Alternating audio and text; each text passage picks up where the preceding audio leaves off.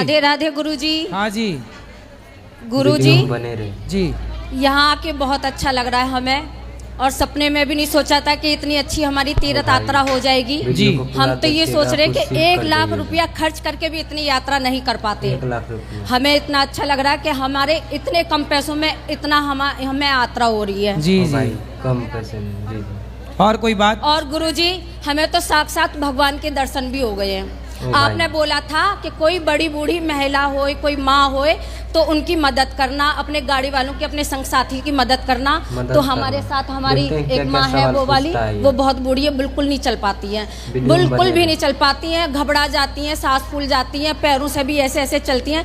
तो जहाँ भी जाते हैं हम इनको साथ लेके जाते हैं।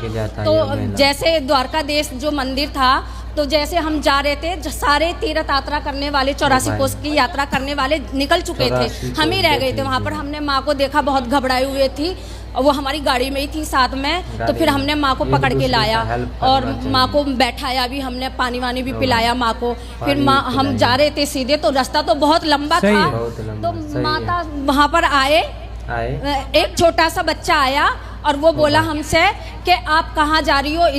इधर से जाओ, पार्किंग इधर की तरफ है। हमें तो उधर से बहुत लंबा रास्ता पड़ जाता, और सोच भी रहे थे हम कि आज हमारी गाड़ी इतनी पीछे रह जाएगी कि सब लोग चले गए, तीर्थ यात्रा करने वाले सब चले गए, हम ही रह गए थे। तो जब वो छोटा सा बच्चा आया, उनने बताया हमें, लेकिन उसकी बातों पे हमें यकीन नहीं हो रहा था। आपने बोला था ना कि जो भी क्या कहते रहे, जिस गेट से दरवाजे से घुसोगे उसी दरवाजे पे निकलना होगा, कहीं दाएं बाएं दरवाजे पे मत घुसना। तो इसलिए हम सीधे उसी रास्ते पे ही जा रहे थे। तो फिर वो बच्चा बोलने लगा हमसे, तो मैं बच्चे की तरफ कहने लगी, मैंने कहा झूठ तो नहीं बोल रहे हो? तो क्या नहीं जाओ, आप सीधे जाओ। तो फिर हमने सोचा कि चलो अब इतनी कहर आई है, और हमें पकड़ लिया उनने, हमें आगे खिसकने ही नहीं दे रहे। हम तो उसकी बात का यकीन ही नहीं कर रहे थे। फिर वो बोले कि नहीं इधर से जाओ, इधर से जाओ। तो अम्मा को लेके फिर हम उधर गए, वहाँ शिव जी का मंदिर था, मंदिर से सीढ़ियाँ उतरते ही पार्किंग, और पार्किंग के सामने ही वो ड्राइवर खड़े हुए थे हमारे। देखो ये कृपा है, कृपा है। सही है। चलो सुनो। श्रीमन नारायण गुरुजी। जी जी। गुरुजी मैं तो फर्स्ट टाइम आई थी ये 7 दिन की यात्रा में, आज तक कभी की नहीं थी। तो स्टार्टिंग में आपसे बात की थी तब तो इतना हेजिटेशन हो रही थी, लेकिन यहाँ पे रहते रहते ये तो फील आया ही नहीं कि आप गुरु हैं। ऐसे लग रहा था बड़े भैया की तरह, कहीं भी चले जाओ, किसी से कुछ भी बात कर लो, और कोई भी हेल्प चाहिए तो बहुत ही ज़्यादा बढ़िया है। अब घर पे सब फोटोज़ देख रहे हैं, उनको पता चल रहा है कि यहाँ पे सब खाना मिल रहा है और ऐसे ऐसी व्यवस्था है, तो सबको बहुत अच्छा लग रहा है। बहुत अच्छा लगा, बहुत ही बढ़िया। खुश रहिए। यहाँ पे आता है जी।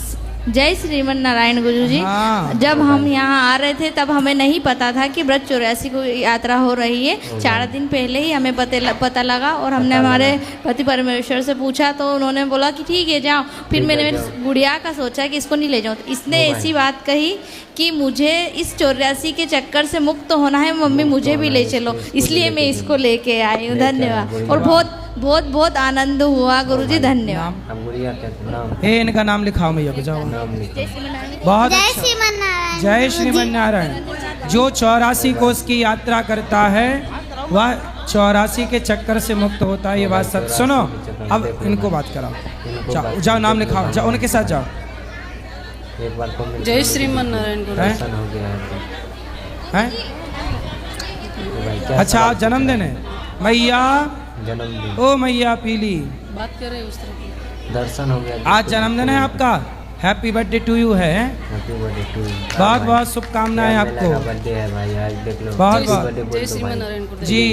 आपके चरणों में कोटि कोटि बात करनी है, हो गई आपकी, बोलो। गुरुदेव 84 कोस की यात्रा हो रही है, अब 4 धाम की बड़ी यात्रा करना है जी। ओ भाई खुश रहिए। खुश रहिए। क्या मैया लड़का है रही हो मेरी माँ? लड़का है रही। ये बात कराओ इनसे, जो प्रश्न बची हो कल भी बात करेंगे। बोलो। गुरु जी के श्री चरणों में दासी का कोटि कोटि प्रणाम गुरु जी। जी। गुरु जी मेरी बहुत तमन्ना थी कि मैं व्रत 84 कोस यात्रा करूं।